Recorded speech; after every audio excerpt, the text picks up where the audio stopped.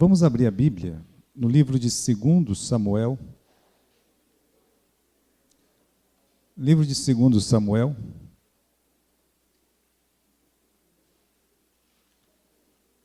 No capítulo 2.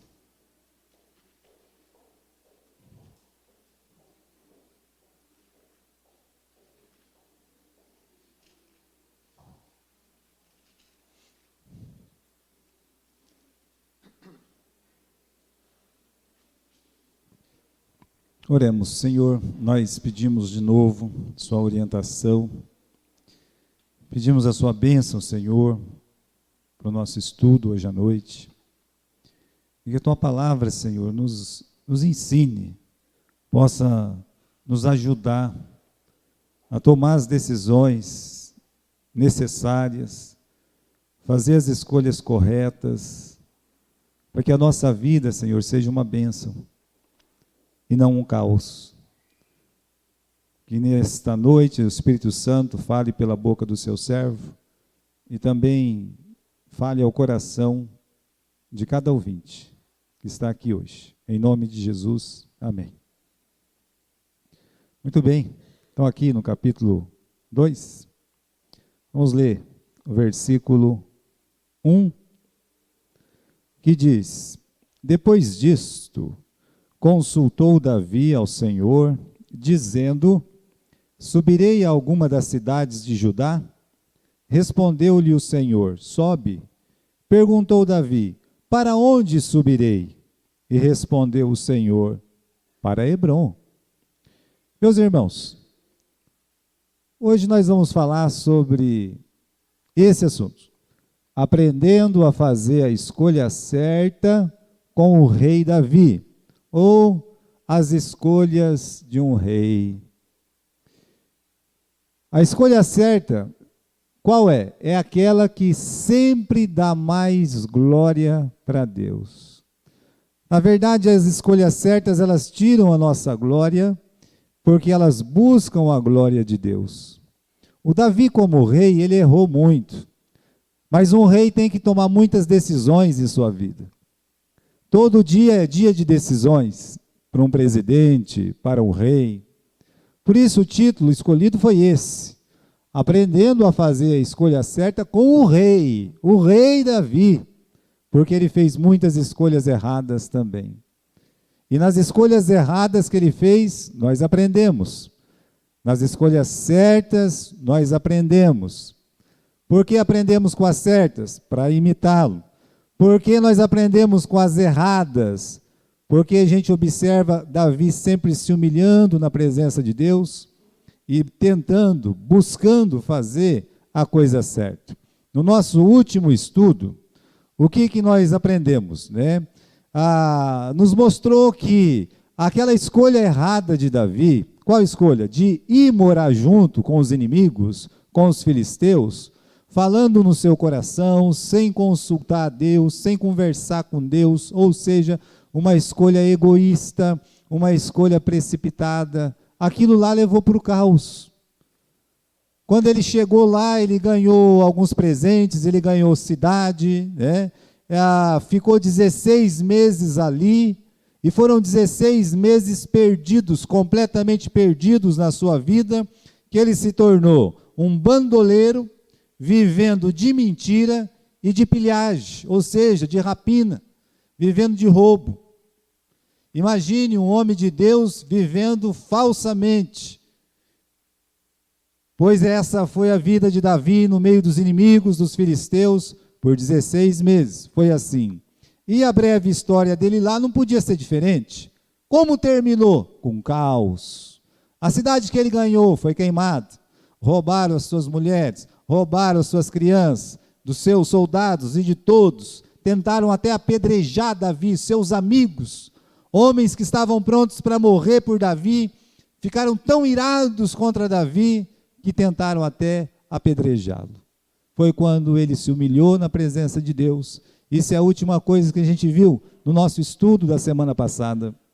Ele se humilha na presença de Deus, ele chora na presença de Deus. A Bíblia diz que ele se reanimou na presença de Deus e foi conversar com Deus.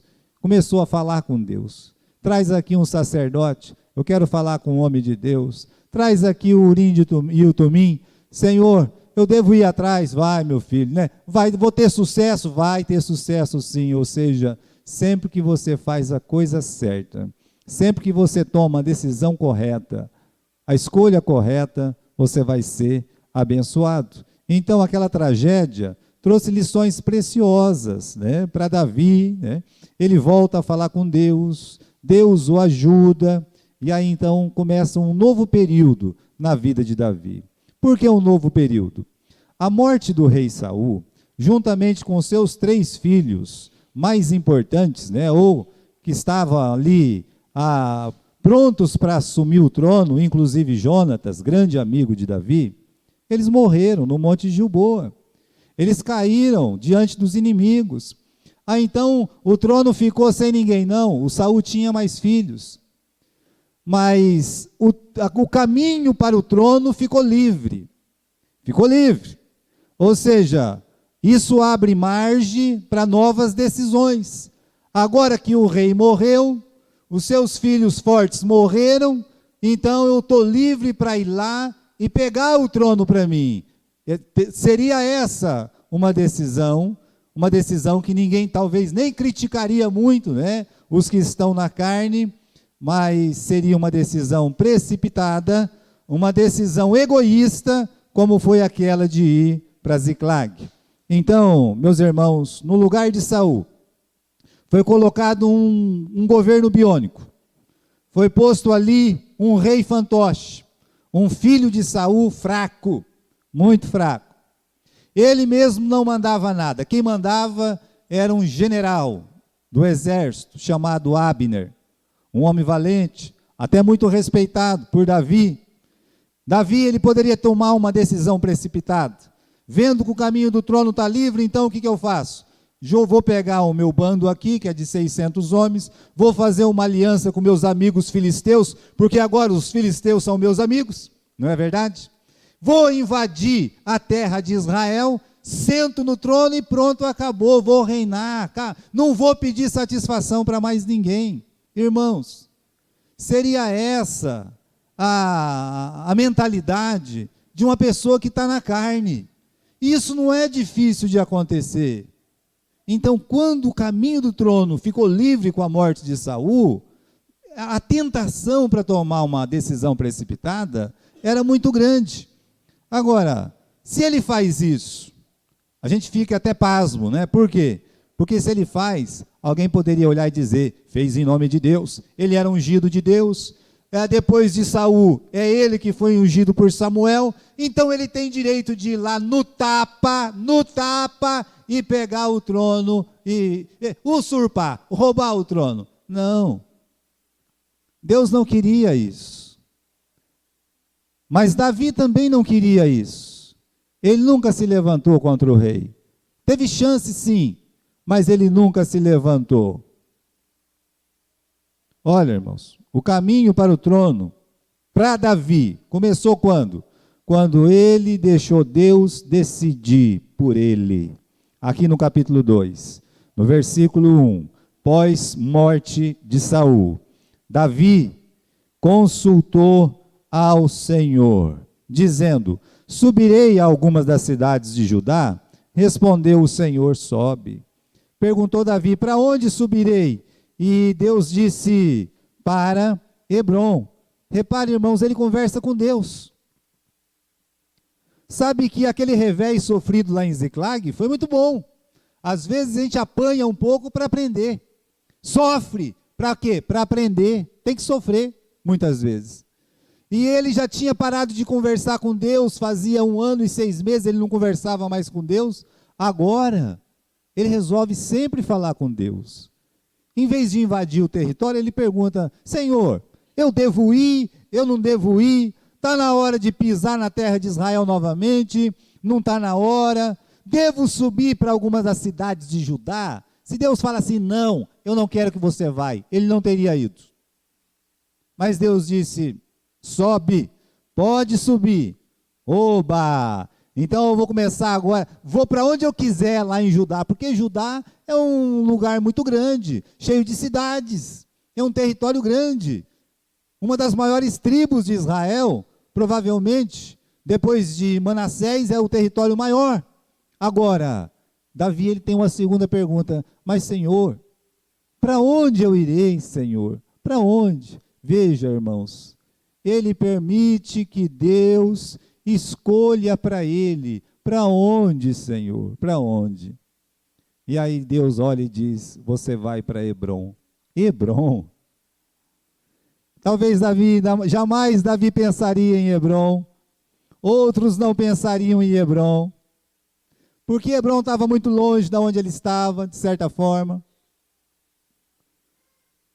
Mas Deus olha e diz assim: vai para Hebrom. Porque Hebrom era o lugar dos patriarcas, onde os patriarcas estavam enterrados. Até hoje eles estão lá enterrados. Vai para lá, meu filho, vai lá. Foi lá que eu falei com Abraão muitas vezes, com Isaac, com Jacó. Vai para lá. Então Deus manda ele para um lugar mais calmo, um lugar mais tranquilo, um lugar para mais de meditação do que para a guerra. Oxalá o Davi, quando ele fosse casar, ele tivesse feito isso. Senhor, eu devo me casar? Claro, um homem tem que casar, meu filho. Aí ele tinha que fazer a segunda pergunta. Qual que é a segunda pergunta? Com quem? Não é assim? Aí Deus falaria para ele. Mas como é que o Davi casou? Isso é um pecado quando ele não tinha nem rei, ele não era nem rei.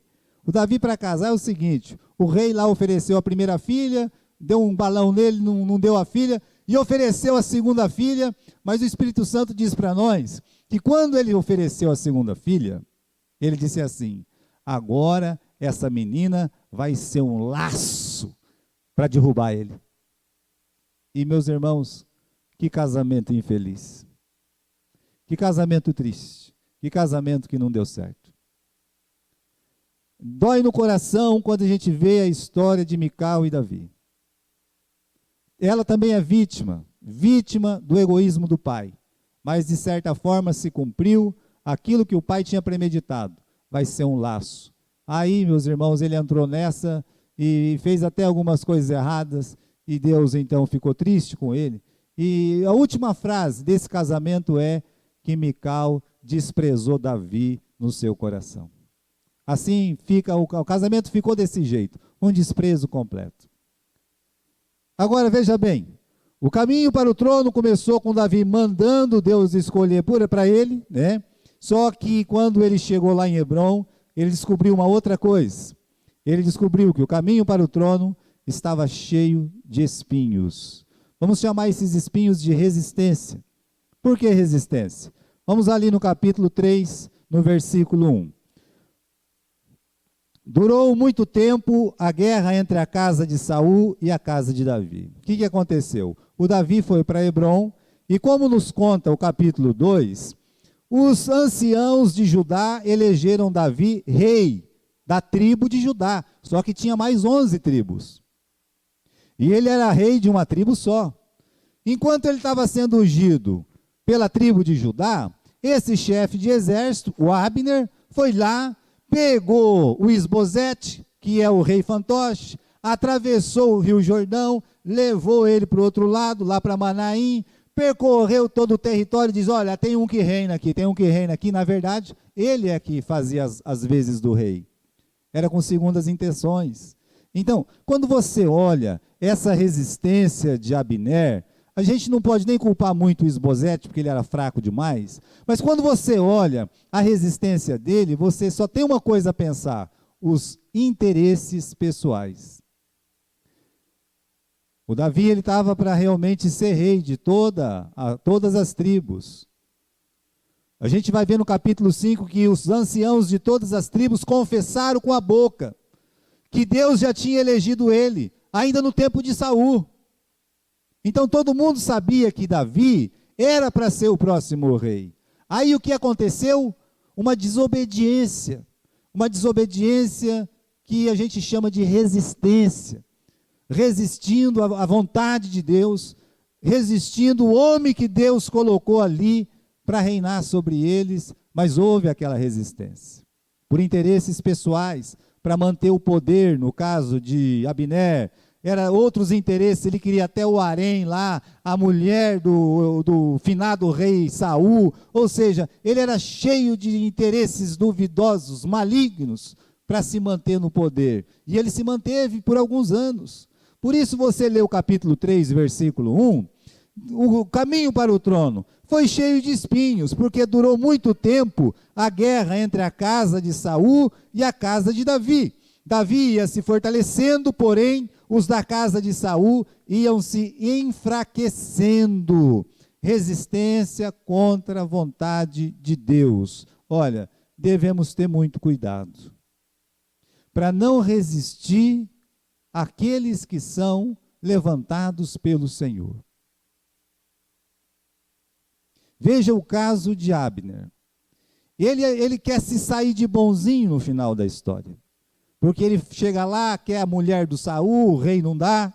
A mulher do meu pai eu não vou te dar, né? Ah, você não vai me dar a mulher do seu pai? Então eu vou levar todas as tribos para Davi. E aí ele faz um acordo, cara de pau. Faz um acordo com Davi, né? O Davi até aceita um acordo, desde que devolva a esposa dele que tinha sido roubada. Então tudo bem. E agora o Abner está voltando para casa, o Joabe mata ele.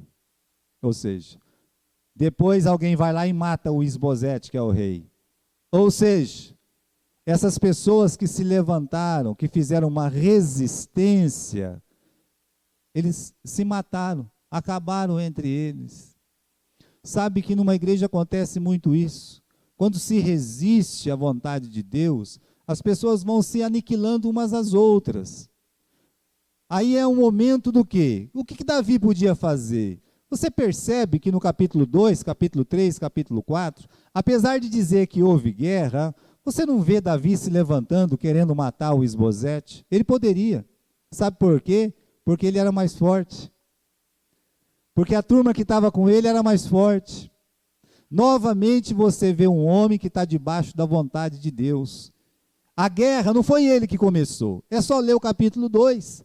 Não foi ele que começou. Quem começou aquela guerra foi o Abner. Quem ficava provocando era o Abner. E vivia perdendo, vivia apanhando. Vivia provocando, apanhando, mas houve esse momento de guerra, esse momento de tensão. Restou para Davi resistir, esperar com paciência. E aí, com muita paciência, com muita humildade, ele vê os inimigos sendo desbaratados, como ele comenta em alguns salmos, que os inimigos são desbaratados. Você, quando está trabalhando para Deus, você vai descobrir que vai levantar uma oposição. E são diversas formas de oposição. Mesmo uma pessoa que está trabalhando na escola dominical com as crianças, vai receber uma oposição. A irmã Ivone estava contando ontem, foram fazer uma visita, aí quando vai bater na porta da casa, junto com a irmã Rose, e alguém fala, não bate aí não. Olha, é o inimigo, né? É o inimigo, né? E se não bate? Mas bateu e a pessoa saiu sorrindo, contente. Olha, as oposições, meus irmãos, elas são claras, pode estar dentro da igreja, pode estar fora da igreja. Então o caminho para o trono estava cheio de espinhos. Para se cumprir a vontade de Deus através da nossa vida, tem muitas pedras, tem muitos espinhos. Mas o bom dessa história de Davi, no começo do seu reinado, é que ele permitiu que Deus decidisse o que tinha que acontecer. Ele não matou ninguém. Ele não saiu matando Abner, nem o Isbosete, nem o Saul, ele não matou ninguém. Ele ficou esperando. Vamos deixar Deus decidir, só tenho que fazer o quê? Eu tenho que resistir, porque Deus me elegeu, Deus ungiu, então, Senhor, né, me ajude a resistir os ataques do inimigo. E quando nós decidimos esperar em Deus, o nosso momento, ele chegará. Capítulo 5, finalmente, ele é coroado rei de todo Israel. Capítulo 5, versículo 1. Então todas as tribos de Israel vieram a Davi, a Hebrom, e falaram dizendo, somos do mesmo povo que tu és, ou seja, mesmo osso, mesma carne. Outrora, sendo Saul rei sobre nós, eras tu que fazia entradas e saídas militares com Israel. Também o Senhor te disse: tu apacentarás o meu povo de Israel, e serás chefe sobre Israel. Assim, pois, todos os anciãos de Israel vieram ter com o rei em Hebrom, e o rei Davi fez com ele uma aliança. Aonde? Uma aliança em Hebrom. É bom saber que essa aliança foi feita onde? Em Hebrom. Na presença de quem? Na presença de Deus. Repare, irmãos, quando nós deixamos Deus fazer as coisas, para Ele decidir por nós. Deus decidiu, passou alguns anos, ele foi eleito como rei de todas as tribos. E aí eles reconheceram, quando lá no tempo de Saul, você é que lutava por nós, Deus te escolheu para apacentar o rebanho que é o povo de Israel, e foram lá e ungiram ele rei. Mas Davi fez certeza de fazer essa aliança, na presença de Deus. Davi não queria nada que não tivesse o aval de Deus, a presença do Senhor. Então, irmãos, ele veio entender isso. Veja o capítulo 5, versículo 12, vamos lá comigo. Diz que Davi, ele entendeu, melhor, diz que Davi, ele reconheceu que o Senhor o confirmara rei sobre Israel e que exaltara o seu reino por amor do seu povo. Ele entendeu, depois de muito tempo, ele entendeu todas aquelas lutas, todas aquelas perseguições, todas as batalhas que ele lutou, as incompreensões, as lágrimas, assim, as pedras que talvez até receberia. A Bíblia diz que ele reconheceu. Chega um momento quando nós somos confirmados por Deus, nós chegamos nesse momento de reconhecer, isso é uma obra de Deus, isso quem fez foi o Senhor, teve esse reconhecimento. Olha, o que nós não entendemos hoje, amanhã nós vamos entender. Eu sei que muitos irmãos sofrem mais do que os outros, é real. Tem vida que parece que é mais difícil que a outra. Tem vida que parece que nada dá certo. Parece que nada dá certo. Mas se você tiver paciência, se você resistir, você vai entender quando Deus cumprir o propósito dele na sua vida. Você vai chegar nesse ponto de Davi, de entender, agora eu entendo por que aconteceu aquelas coisas, por que aconteceu isso ou aquilo na minha vida. Davi entendeu, ele reconheceu que era a mão do Senhor.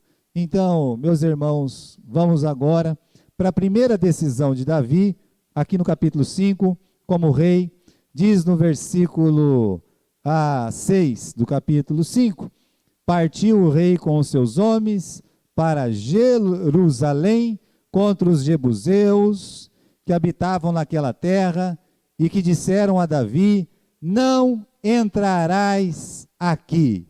A primeira decisão de Davi como rei é muito parecida com a primeira decisão dele realmente quando ele entra na história para valer, que é no Vale do Elá ou no Vale do Carvalho, enfrentando Golias. Como assim, pastor? A primeira decisão é que tem um inimigo a ser vencido. E ele vai lutar contra o inimigo. Eu quero lembrar aos irmãos que a luta contra o inimigo não é uma escolha. Se você quiser, ele vai estar ao seu redor, em derredor. Se você não quiser, ele vai estar ao seu derredor. Se você lutar, você vence. Se você não lutar, ele vence. Isso aí é certo. Por que Davi não consultou a Deus? Vou enfrentar o Golias. Porque tem coisa, meus irmãos, a carne milita contra o espírito milita contra a carne, para que não façais o que quereis. É uma luta constante. O inimigo está aí, buscando a quem possa tragar. Então, olha o que esse versículo está dizendo para nós. ele vai lutar para conquistar a cidade de Jerusalém. Repare bem, Jerusalém é uma cidade muito importante. Por que Jerusalém é importante? Bom, é só você pensar que foi lá em Jerusalém que Abraão sacrificou Isaac. Colocou Isaac no altar de Deus. Na mente de Abraão, Isaac foi entregue. E Deus aceitou aquele sacrifício. Depois, Jesus, 1000 anos depois de Davi, morreria no mesmo lugar, em Jerusalém, lá no Monte Sião. Então, era muito importante, espiritualmente muito importante essa cidade. É por isso que o diabo disse: Davi, você não vai entrar aqui você não entra. Você pode ir para Hebron, você pode ir para Berseba, você pode ir lá para o norte, você pode ir para Dan, você pode ir para Manaim, olha, você pode ir para onde você quiser. Aqui você não entra. Até hoje Satanás diz isso para o povo de Deus. Até hoje eles estão falando a mesma coisa. Aqui vocês não entram. Repare bem a força, a coragem de Davi. Porque o inimigo disse: aqui você não vai entrar. E Davi disse: eu vou entrar, né? Aqui eu vou entrar. Ou seja, ele marcha, eles lutam, eles vencem, e aí, meus irmãos, é estabelecido a bandeira de Deus, a bandeira do Senhor, no Monte Sião. Lembre-se disso. O Monte Sião, Salmo 125, o justo é como o Monte Sião, que não se abala e permanece para sempre. Já pensou o Monte Sião não pertencer nem para o povo de Deus? E não pertencia. Então era uma decisão correta: vou lá, vamos conquistar o Monte Sião, vamos conquistar a cidade. E eles foram e eles conquistaram. Tomou a cidade eterna e construiu nela a capital do povo de Israel. Foi uma decisão de amor à obra de Deus, uma decisão de amor. E ele, com aquela coragem de Davi, ele conseguiu vencer aqueles fortes inimigos. Olha, irmãos, foi o primeiro ato dele. O primeiro ato dele tem sido uma bênção até hoje, Jerusalém. Imagine a importância de Jerusalém. Vamos continuar. Davi, ele está aqui no tempo de escolha. Ele é rei, a cada dia uma escolha. Agora ele tem uma outra escolha, né? Uma outra decisão a tomar. Buscar a arca que está lá perto dos filisteus e trazer para Jerusalém, para a cidade eterna, para a cidade onde Deus colocou nela o nome dele. Então ele disse: eu vou buscar a arca lá, e eu vou trazer e vou colocar aqui, né? A arca do Senhor vai ficar aqui em Jerusalém. Tá bom, né? É uma decisão boa? Maravilhosa. Fazia 80 anos que a arca estava jogada lá, esquecida, ninguém tinha buscado. Estava lá, né? Mas o Davi resolve buscar, e ele vai buscar. O problema é como buscar. Aí, irmãos, aí ele comete uma falha. Por quê? Porque ele resolve buscar a arca. Essa passagem não tem jeito da gente ler aqui em Samuel, porque fica bem claro lá em 1 Crônicas, e você tem que abrir lá no capítulo 13 e no versículo 1 de 1 Crônicas, vendo-se a clareza do texto dessa passagem. Porque diz que Davi consultou os capitães, né? Consultou os príncipes. Olha só, uma decisão tão importante, eu vou conversar com os capitães, eu vou conversar com os príncipes. Calma lá, Davi. Alguma coisa está errada agora. Você estava indo muito bem, Davi. Você sempre estava consultando a quem? A Deus. Que nada, uma coisa simples dessa, uma coisa boa dessa, coisa boa você nem precisa falar com Deus, você vai lá e faz, né? Pois bem, consultou o soldado disse: então nós vamos mesmo, né? E consultou os príncipes: isso mesmo, eu vou na frente também lá. E foram. Compraram um carro novo, colocaram uns boi novo, e fizeram que nem os filisteus: vamos carregar a arca em cima de carro de boi, tudo novinho, 0 quilômetro, comprado lá na agência, né? E lá vem eles lá, carregando a arca do Senhor, e todo mundo festando, todo mundo pulando. Daqui a pouco Deus manda um raio lá de cima, e parte no meio Uzá, porque Uzá colocou a mão na arca, e ele foi rasgado de cima e embaixo. Ele não está fazendo uma coisa boa? Tá? Tem muita gente fazendo coisa boa sem perguntar para Deus se Ele quer, ou como. Nesse caso desse texto aqui é como. Como fazer as coisas para Deus. Como fazer uma coisa para Deus. O Davi ficou triste. No capítulo 13 aqui, você vai comigo? Vai mais. No versículo 12, Davi ficou assustado naquele dia e disse: como trarei a mim a arca de Deus? Como eu vou trazer para mim a arca de Deus? Depois que o coitado de Uzá morreu, e aí eles não conseguiram levar a arca até Jerusalém porque ficaram com medo. Repare, irmãos, essa pergunta devia ser feita antes deles buscar a arca, não depois. Pergunta para Deus como Ele quer que você faça. As igrejas deveriam perguntar para Deus como Ele gostaria que fizesse um culto para Ele. Como fizesse uma oração para Ele. Vamos fazer do nosso jeito mesmo. Se Ele gostar, tá bom. Se Ele não gostar, tá bom do mesmo jeito. Usualmente faz-se assim. Não é para Deus? A desculpa é essa. Não é para Deus? Mas Ele mandou fazer isso desse jeito? Aí Davi, então, ele resolve conversar com Deus. Capítulo 15, no versículo 1. Vamos lá. Né? Capítulo 15.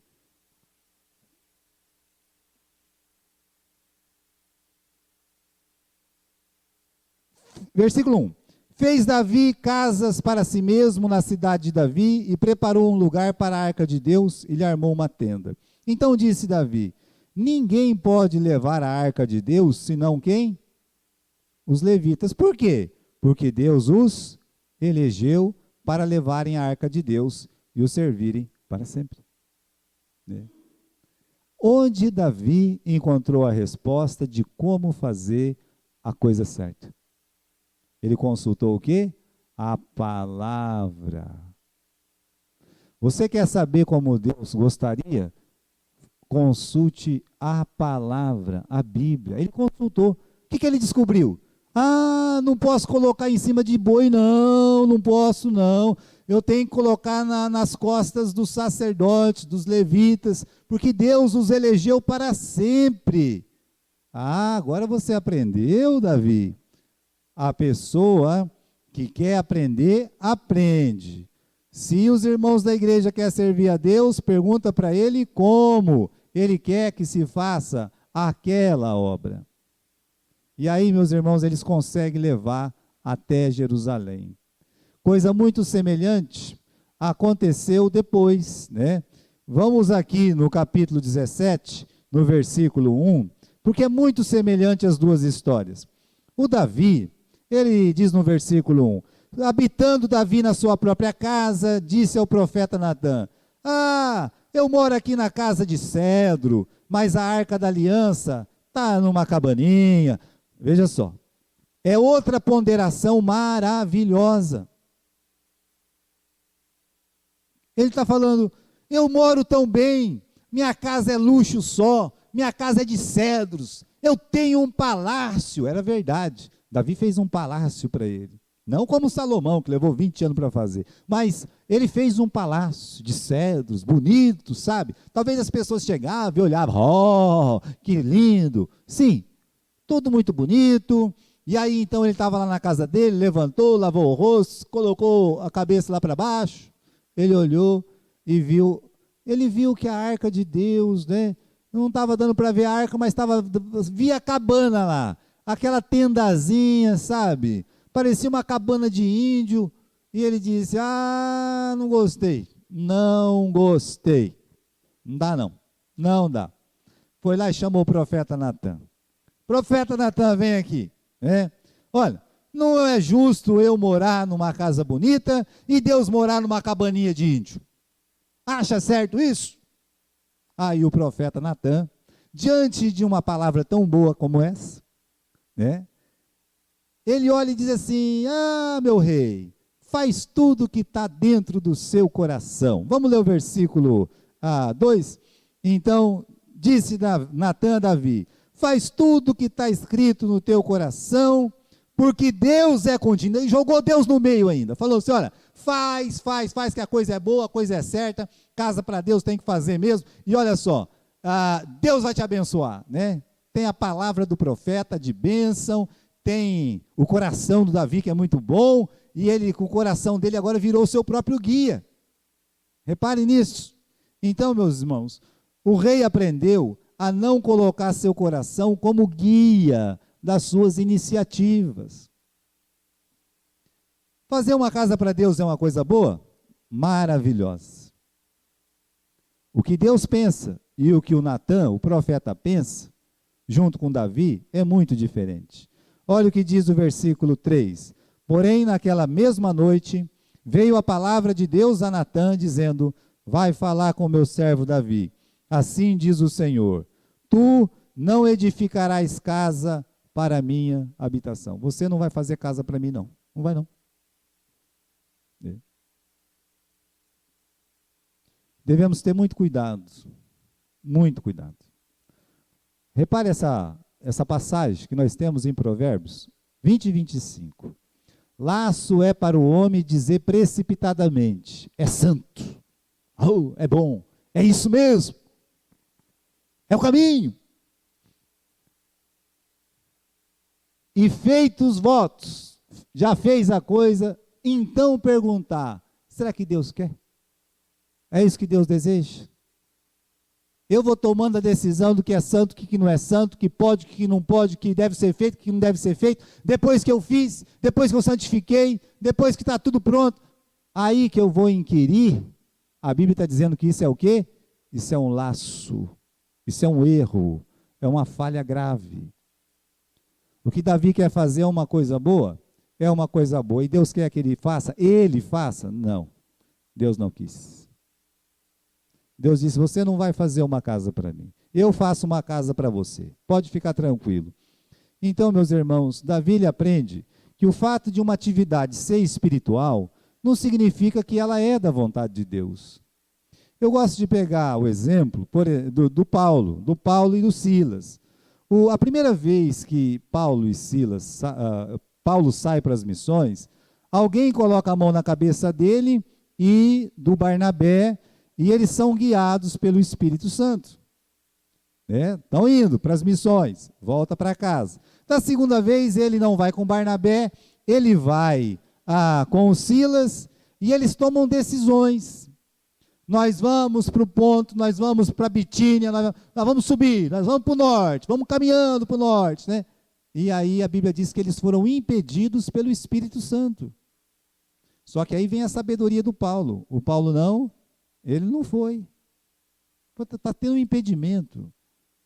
Aí ele escutou aquela voz de quem? Do Macedônio. Passa a Macedônia e nos ajuda. Ou seja, não é o que ele quer, é o que Deus quer. Nossas decisões, nossas escolhas devem estar embasadas no quê? Na vontade de Deus, daquilo que dá mais glória para Deus. Aí esse é um ponto importante. Ir para Bitínia, ir para Ponto, daria glória para Deus?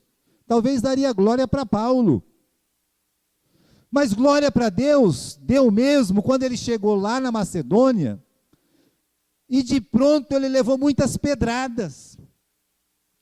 E de pronto ele foi preso, ele foi colocado lá com os pés e as mãos presas no tronco. Aquilo deu mais glória a Deus.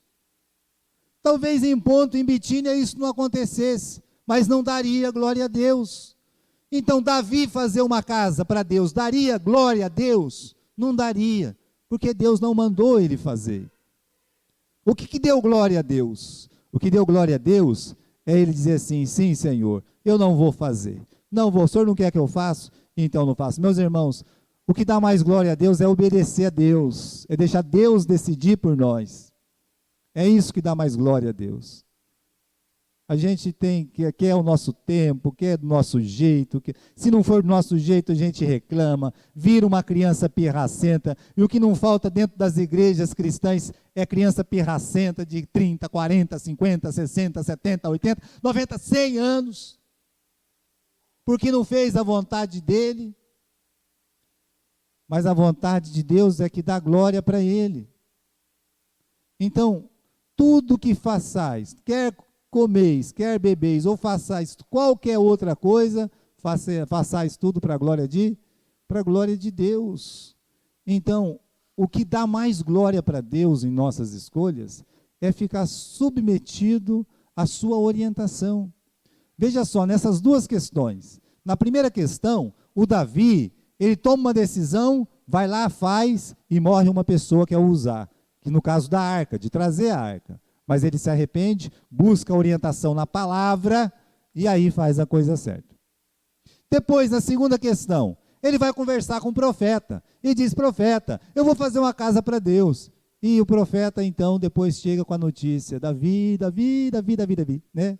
Rapaz, eu falei para você fazer, não faz, Davi, não faz, porque Deus falou para você não fazer. Ah, não, agora eu vou fazer, eu sou o rei. O título nosso aqui, meus irmãos, é as escolhas, aprendendo a fazer a escolha certa com o rei. Sabe por quê? Porque na cultura antiga, o rei podia fazer o que ele queria. Ele é rei. Ele pode fazer o que ele quiser. É rei. E ele está mostrando para nós que mesmo sendo o rei, ele não pode fazer o que ele quer. Tem que fazer o que Deus quer. Ele era o homem segundo o coração de Deus. Ele teve piores momentos. Infelizmente teve. Pelo menos duas situações ruins, como aquela de não ir para a luta, no tempo que o rei ia para a luta, e aí ele cometeu aquele adultério com Betseba. Ou quando ele resolveu contar todos os guerreiros de Israel, os homens que podiam tirar da espada. Ele não escutou nem os conselhos. Quando ele quis tomar a mulher lá do Urias, alguém disse para ele: não faz isso, ela é neta de Eliã, ela é esposa do Urias, o seu soldado de coração aí, homem fiel. Não faz isso não, ele não escutou. Quando ele foi contar ao povo, Joabe, que era meio fraco da cabeça, mas naquele momento ele foi forte, o Joabe disse: para que isso, homem? Para que uma coisa dessa agora, né? Não, você vai e pronto, acabou. Aí o Joabe, mesmo contra a vontade, ele foi, porque o rei faz o que ele quiser. Como rei. Traz aquela mulher para mim. Trouxeram. Vai contar as pessoas. Foram. Aprenda a fazer as decisões corretas com o rei Davi. Porque quando ele não fez, qual é o preço que ele pagou? Caro. O caso com Betseba acabou com a vida dele. Um monte de gente morta na família. Quando ele mandou contar o povo lá, 70 mil pessoas morreram. Ele chegou a ponto de ficar entre ele e o anjo da morte, pedindo para Deus: Deus, não mata mais ninguém não, Senhor, esse povo não tem culpa, essas ovelhas não têm culpa de ter um pastor assim como eu. E Deus teve misericórdia. Davi ele aprendeu a fazer decisões que davam glória para quem? Que dava glória para Deus. Quando isso não foi feito, sua vida foi um fracasso. Mas quando isso foi feito, a sua vida foi o quê? Foi uma grande bênção. Eu quero terminar, meus irmãos, dizendo o seguinte, né? Como fazer uma decisão ou uma escolha certa? A primeira coisa, fale com quem? Fale com Deus. Ore a Deus. Não faça nada sem conversar com Deus. As pessoas que menos sofrem, quem são? Aquelas que conversam mais com Deus. elas sofrem menos. Segundo, não tenha pressa, sem precipitações. A sua hora vai chegar. Ah, é fulano, é Beltrano, é ciclano, nunca é eu. Calma. A sua hora, dentro da vontade de Deus, ela vai chegar. Casou Beltrano, ciclano, calma. A sua hora vai chegar. Contanto que você consulte a Deus sem precipitação, paciência, humildade, aquela paciência e humildade de Davi de receber o não. Não vai fazer casa para mim. Então eu não faço, Senhor, mas vontade eu tenho. Pode até ter vontade, mas não faça. E esperando o quê? Aquilo que aconteceu quando ele se tornou rei, a confirmação. Ou seja, você vai ser confirmado. Deus vai confirmar que aquilo foi uma obra de Deus. A gente aprende, irmãos. A gente se precipita. O trabalho nosso lá no Morumbi, hoje é uma realidade. Mas imagine no tempo que a gente queria fazer alguma coisa e nem documento a gente tinha. Já pensou se a gente resolve se precipitar? Teve um tempo que... O que nós vamos fazer com isso? Está perdido. Vamos vender. Podia ser o caso. Até eu pensava, vamos vender então, né? Porque assim recupera o dinheiro da igreja. Mas seria uma precipitação. Sabe por quê? Porque um servo de Deus já tinha dito, ali, pastor, vai ser um trabalho de Deus. Ali vai ser uma obra de Deus, vai ser uma casa de Deus. Ele já morreu, ele não está aqui não. Ele teve mais fé do que eu. Aí quando você vê as coisas acontecerem, você vê o estágio final, olha, espere a confirmação de quem? A confirmação de Deus. Deus, ele vem e ele confirma. Pronto. As escolhas certas são aquelas que dão glória para Deus. A glória vai para Deus. Deus sempre faz aquilo que dá mais glória para Ele. Então vamos nos submeter à vontade do Senhor. Amém?